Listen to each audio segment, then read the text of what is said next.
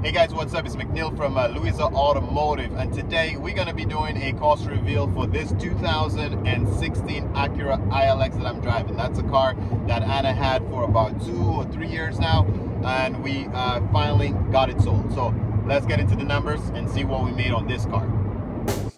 Check the mic and make sure it sound right, boys. Okay, so just before we get into the numbers, the deal is not done until it's done. So I guess making an intro to the video today, but this video might be made over the next couple of days. So I have a deal pending. The customer was approved for the financing. They just got to go into the office and sign some paperwork, and I should be getting this car delivered today. So we're going to first talk about how much I sold the car for the customer, and then we're going to do a couple of what we've done into the vehicle. So starting with, we got the full asking for the vehicle. We were at $19,995, I believe. So basically just right under $20,000 is what we were asking for, and is what we got. Now, if you look at the walk around video that I did for this specific car, we did a little bit of market research on it, showing that equally the same car was being sold online for about $24,000 ish. So we sold the car about let's just say $3,000 under market value, because some of them were at $23,000, some was at $24,000. So let's just say $23,000. We sold $3,000 under market value because of the previous accident history. So the customer is aware of that, and the customer is saving money because of that. So now you know what we sold the car for. Now, I do have to I will go over the other numbers as it gets done, in terms of what the registration and that kind of stuff will cost me. But we did put 4 brand new tires on the car back in the day, just before I gave it to Anna to drive. Those 4 new tires, we can just estimate, let's say that the tires cost about $500 install. Okay, it's been a minute. A lot of those, that specific tire that's on the car right now came from our batch of tires that we did from China. So I ordered a huge container of tires a few years ago from China. China. I love them. China.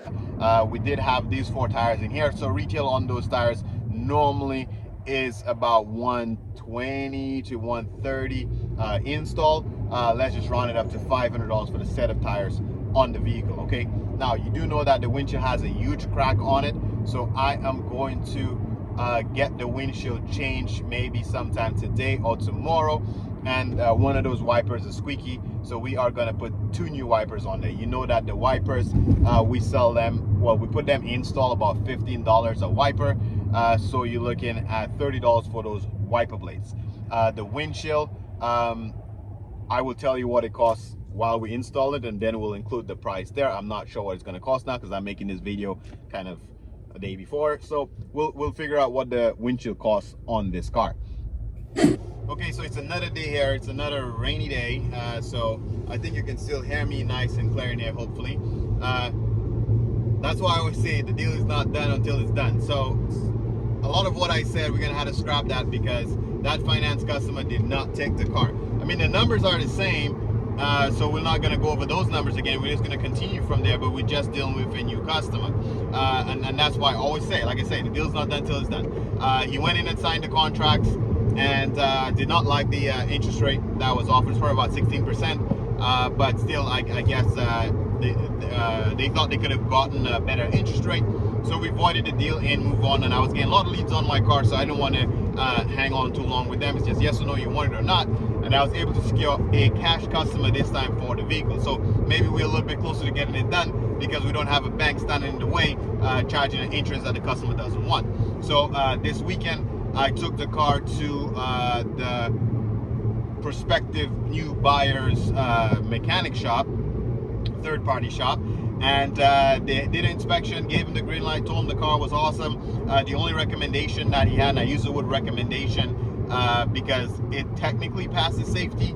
Okay, in other words, the pad needs to be replaced in the back of the car, but the rotors are just fine. But the mechanic did say he recommend changing the rotors, because obviously if we're doing the pad, it's just more convenient to do it right away. And he's not wrong about that. So in other words, the rotors are not going to fail safety. But I mean, we're doing the pads, make the customer happy, slap on the rotors. I decided not to argue with him or not to tell him anything. I just said, sure, we'll do it. Because I mean, you're buying a $20,000 car. That's why as a dealer, you can't be too cheap. You know, you can't like watch too closely. So it's a $20,000 car. His mechanic recommends pad and rotor. Even if you know it's just the pad, you might as well just do the pad and rotor to satisfy the customer, to make sure that they take the car. So also, it's less of an opportunity for them to complain, because exactly what their mechanic recommended is what you did and delivered. Because I'm pretty sure once they pick up the car, they may take it back to the mechanic to verify what you did. So you might as well just go with what the mechanic recommended and kind of go with that. Okay, so we are going to do the rear pad and rotor in the vehicle, and we're going to go over the rest of the numbers as we do the repairs now. So just like I mentioned, we changed the rear pad and rotor. I decided to go with something a little decent quality. So we didn't basically put the cheapest stuff on there. We basically did coated rotors and pads. So that'll be about $450 to get that pad and rotor done. And also we did the windshield like I mentioned earlier in the video, but we didn't have the price yet. So now you can see the guys putting the windshield together, and this windshield does have those lane assist and adaptive cruise control. So it requires programming and all of that kind of jazz. So for the windshield is the biggest expense we've had changing the windshield since, because you notice most of those cost reveals, we do the windshield costs about $280, but in this case, the windshield was a whopping $750. And that includes the programming for it. So that was a big one for the windshield cost there, okay? Now, we're gonna take a look at the grill and what that one costs us as well. So on the grill side, basically, if you looked at our walk around video, I did show how, you know, this was cracked here, and I just kind of really put it together. And obviously, I agreed to change that for the new customer. The Acura logo itself also has a little bit of a crack in it, and I agreed to change that. But boy, oh boy, that shit was really, really expensive, okay? Now let's take a closer look at the numbers, okay? Now the windshield, I obviously did not expect it to cost me $750. The logo itself was $46 just for the logo, for that Acura little tiny logo, okay? And then wait for it, that little tiny grill I just showed you here, that little grill was $620 from the dealer, okay? So I told the customer, you know, obviously I didn't expect to spend so much money on it, but I will honor my word. I did say that I would have changed it, so I'm going to go ahead and change it. And he was really nice, so much so that he offered to give me an extra $200 for those unforeseen costs, because he'd rather have the car looking really awesome and great for that, you know. So basically he tried to help out by giving us extra $200. I really appreciate it. You're the best, okay? Now, because of that, I still spend, because when people are good to me, I'm better with you. You know what I'm saying? I do even more for you. So I decided to put that $200 back in the car for him, and I'll show you where. When I started to look a little bit closer to the car, yes, I agreed to change this and this here. But when you look a little closer, in the back end, this black piece here also have a little bit of a crack in it here too. Now, this back piece, the black back piece, is the piece that this grill is being attached to, and the logo is being attached to. So it's the base for all of the grill itself.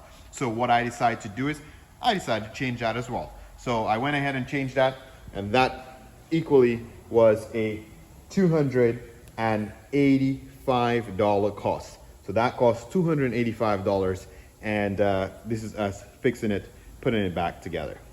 So I just got it registered, and the registration fee is $59. So just under 60 bucks, okay? $59 is the registration fee for this car. Okay, so I'm about to wrap up the numbers for you now. Let's go to the final numbers, you know, what I paid for it, the fees and stuff, and let's wrap this up and see exactly what we made on this car, okay? So the usual, you know, we always put 40 bucks in the car. That didn't give him a lot of gas, because this premium is very expensive, okay? But he got a little bit of gas in there, the $40 top up we normally do. I bought it a while back, so the Carfax was still reasonable at Odessa at the time. This car was $34.50 for that Carfax, or the history report, okay? We bought the car from an Acura lane. It was a list return. The buy fee was $325. I guess it was a little bit higher there. Generally speaking, just a FYI for you new dealers, something that you can make note of.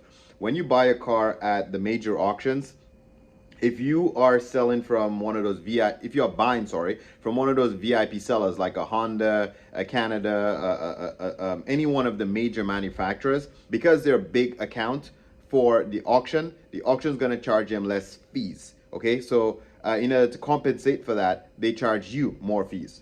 Okay, so the auction still want to make a certain amount of money per transaction. So you'll find every single time you buy a car from a major seller, the buy fee is more, and that's because the auction is giving them a discount on their sell fee because they're selling so many cars. If you buy a car from dealer to dealer, your buy fees might be less. Just a little bit of an insight here, okay? Either way, the buy fee on this one was $325.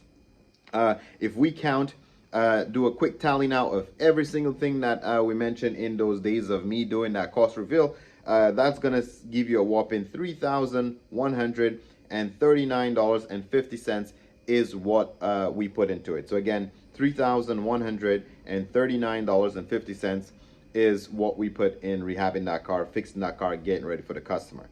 We paid only $14,000 for this car. So now if you add what we paid for the car and what we put into the car, that brings us to $17,139.50. We sold the car for $19,995, just under $20,000. That gives us a net profit of $2,855.50. So just shy under $2,900. $2,855.50. Now something you need to take into consideration, or you can look at, is if I didn't drive this car for 2 years, I didn't drive this car for a long time, we basically would not need to change that windshield, okay? Because that's, I didn't buy it for cracked windshield. It's just during the time of me using this car, being unlucky, it got smashed on the highway and whatever. So let's assume that you were not driving this car on a daily. That could have been an extra $750 profit that's still in your pocket. If I didn't drive the shit out of this car from 80,000 kilometers, I mean, well, my family did. We went to Ottawa a couple of times with Niagara. We went all over the place with that car. We put like from 80,000 kilometers all the way to, I think it was 112 when we finally sold it. You know, we put some decent kilometers on it. I would not have needed to change the pad and rotor in the back as well. So that $450 could have been profit in our pocket too. So in that case, we would have made more money on the car. Now, to be fair, equally, only because of the time I bought it, and now the shortage of cars, I bought that car before the pandemic, the shortage of cars caused car prices to go up. So if I was trying to sell this car 2 years ago, maybe I would not have gotten 20 grand for it anyway. Probably would be getting a little bit less than that for the car as well. So I guess between the fact of me holding on to the car longer, we lucked out with this pandemic stuff and able to sell it for more money. But equally, if I had to sell it for less money, I would not have had to spend the money I spent, if that makes sense to you, okay? So which means the profit probably would be, I guess, more or less the same here. So this is what we made on this car. And the last note you need to take on this here is, if you notice, when you start selling cars over 20 grand now, and you start selling cars into that price point, you notice the rehab is totally different. When I change windshields on the cheaper beaters, you pay 200 something odd dollars, and now you're paying $750 to change your windshield on that. The second factor is, if I was selling it as a $5,000 beater car, I wouldn't have to spend all this money fixing the grill, because the customer would have known they're buying a cheap car, they wouldn't care about that grill. But somebody paying you 20 grand for a car, you got to make it close to perfect as possible, and that's why I had to spend all this money getting that grill fixed and getting it fixed right, okay? So that's some of the pros and cons of basically selling the premium cars versus selling the little bit of a cheaper car, okay? Hopefully this video is helpful for you. Don't forget to give it a big fat thumbs up to help the YouTube algorithm, so we can push our videos out to more and new viewers, okay? Thanks for watching, and I'll catch you in the next one.